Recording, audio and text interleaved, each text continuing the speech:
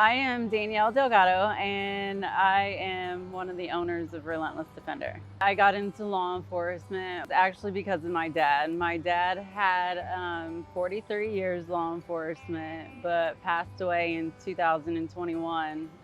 He was actually one of the COVID fallen officers of 2021. My dad was an amazing man. He was amazing family man, amazing police officer, just a friendly person, a cop's cop, everything that I wanted to be whenever it came to law enforcement. He was the reason why I got into law enforcement. There was a picture of him, there was a picture of him with some of his SWAT guys, SWAT friends, whenever he was on the raid team. And this was back in 94, 95. And he had this picture of him just with this great big smile.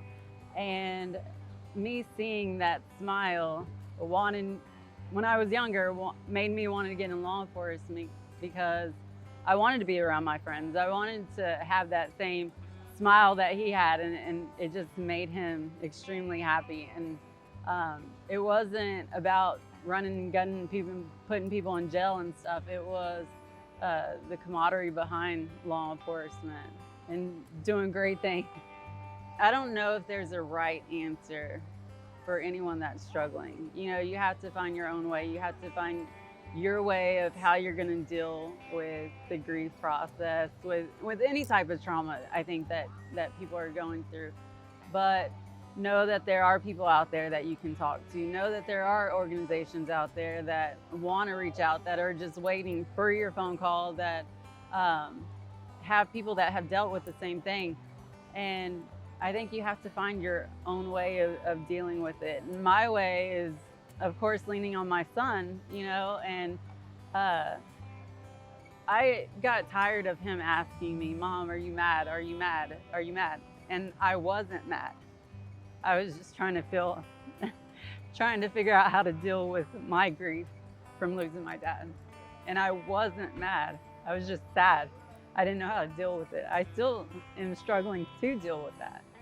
Concerns of Police Survivors is a great organization. They have supported us in many factors. When we first started the brand, we would donate to Concerns of Police Survivors and National Law Enforcement. Those were two major organizations that we dealt with. I never thought that I was going to become a survivor. That was never in the back of my head, like, you're going to be one of these people. And it is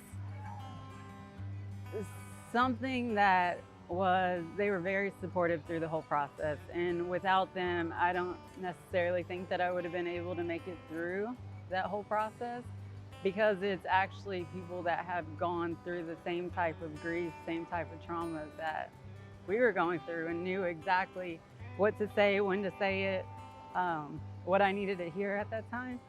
So they're a great organization, and I stand by them wholeheartedly. Julian and Abigail, both are kids that have cancer. Abigail obviously passed away a few years ago for a terminal cancer that she had.